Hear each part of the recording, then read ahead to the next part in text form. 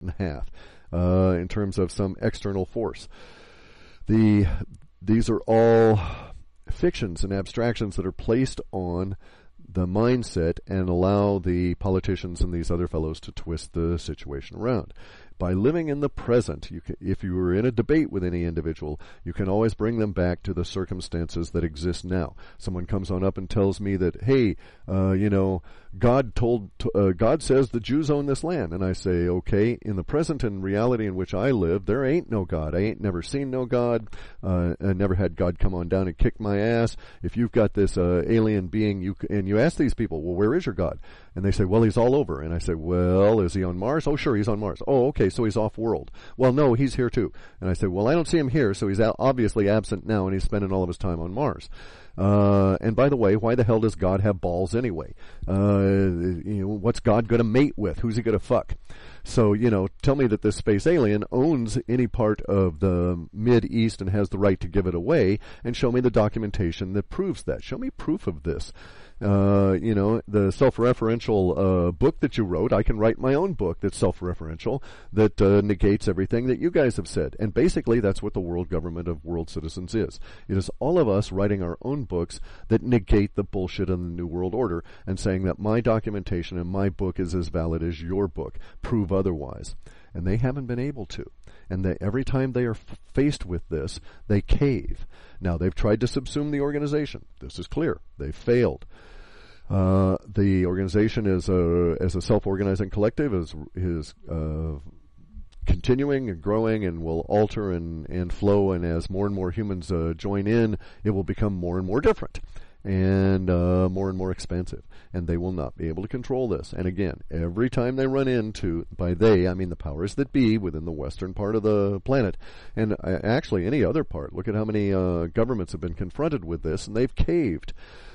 Many times after putting Gary in jail. He was one of the first ones to do this. And this was actually my series of conclusions. I came to the absolute same conclusion that Gary did, that by creating my own series of documents and insisting that they were as valid as anybody else's document, and arguing that there is no authority on this planet that makes any document any more valid than any other document, and that if they can prove that there is an authority, then let them do so, and I'm willing to stand up and take the consequences of that. I got to that same set of conclusions, and then I go out and research, and lo and behold, he'd already done that for me, which makes it all ever so much easier, because I have officialdom in the sense of documentation that looks cool that I don't actually have to fabricate. And my sense of graphics is terrible anyway, so I'm sure that there's it's a lot better. Basically, we'll be doing a lot of debating over that kind of stuff over the next few weeks in various different radio shows. I don't think anything's going to be happening on the 21st of December. I actually think we've got until sometime in, according to our data, the Global Coastal Event and the loss of the data sets, the dropping out, the holes, the silence, really picks up sometime late February and ramps up in March, and then is pretty settled by May. So we could say that, well, the solar events or expulsions or whatever the hell we're going to get into will occur likely in that period. This would coincide with the farsight.org stuff as well. So I think that's it, really. Just wanted to address those two particular things there. There's just one other element here, and that was the level of I don't want to say comprehension, but the level of political savvy, if you will, personal political savvy required to use the World Government of World Citizens documentation for your own benefit against the powers that be is decreasing daily as more and more of us pile on this. So this truly is one of those things where the masses will make a difference. At some point there is going to be it'll have a PC-like effect or a phone effect, where there will be the early adopters. We've already had all of those.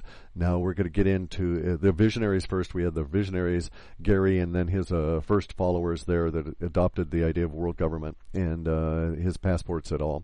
And their passports et al. And then we've had the move from the visionaries into the early adopters, and we'll cross the chasm here. So the technology that is represented, the political technology, and I use the word political advisedly, that is represented by the world government of world citizens, will cross the chasm, and we will have a large enough collective that the status will change virtually overnight. And everybody will want to have their world government and ID just because they'll see that that's the thing. And it's not the lemming effect or any of that, but at some point you have to spread the benefit picture wide enough for people to get excited about it. The more people that get excited about it, the further that benefit picture spreads. And we get that crossing of the chasm there, the chasm, when the benefit picture has spread out far enough that people are reacting to it because they've heard it 2 and 3 times. So in many cases, you can look at the spread of Moore's laws and the spread of computing and technology through society in a slightly different way. I always like altering the perspective. In other words, open up your perspective to see that magnetic fields should never be stable, and it opens a different way of thinking. In this case, look at the spread of technology not as the technology itself or even the idea, but rather as the ripple going through the society of the number of times that people hear about something with a good benefit picture. So you'll find that the visionaries, for instance, they've got a real sharp mind, and they jump on these things real early because they can see the benefit picture even ahead of the item appearing. In other words, there's a lot of people that wrote science fiction ahead of the items that they were describing appearing in reality. And that would be it'd be an instance of these individuals. And so then you would have the other kinds of visionaries who read their stories and were prepared for that technology to arrive, instantly knew the benefit picture and adopted the technology because they'd been prepared ahead of its appearance in reality. Then you'll find that there's other individuals that have to hear about the benefits and have a certain level of inertia overcome. And they might have to hear about the benefits 2 or 3 times, and then they adopt it, and so on. And so you see once again, a ladder diagram or neural networks spread pattern appear as the number of times that people hear about the benefit pattern of a particular meme or technology before their inertia is overcome and they adopt. So look at how long it took some people to adopt computers, and then look at how some people got into it right away. Same thing with telephones or any technology, gaming, any of the music technologies, anything you can care to name. Now, what's interesting in our fractured world, where there's people that are video focused, other people that are audio focused, etc., is that you will get these neural network patterns that will cross these individual and collective areas of mental interest. So you'll find that some patterns will suddenly leap from the video world into the audio world, take that by storm, and go on to the kinetic world. So you may see a meme appear in video that goes through audio and into yoga, or vice versa. I mean, they appear and float around various different from various different perspectives, influencing each other. And so I suspect that that's what's occurring right at the moment. The reason that I suspect that this is occurring is because we have solid evidence of it, some of which I've put up on my site. If you go down into the middle column and look down far enough, you'll see this thing about this guy who discusses why the future is valuable. And that's a very incredible meme, seeing where it's coming from and where it's going through. And of course, we see a lot of the development, the fringe stuff, come out of music and the creative artists, who are, by the way, being hugely influenced by the Sololunius in a way that the sheeple is now reacting to more sluggishly and dully the artists had been reacting to years ago. And so here we see the artists now, some of the groups I've put on my site intermittently, that are exhibiting the language of revolution and everything that I'd been discussing a number of years back. It's now appearing in the mainstream, which is basically the internet. And we're seeing it in music and in gaming, and all these themes appear. And so the spread of the particular language and in its benefit picture follows particular neural network patterns, also known as ladder diagrams, which really mimics like the spread of disease through a population. And frequently the example cited is the spread of a disease through an orchard, how some trees remain untouched until very late in the process, and others succumb very early.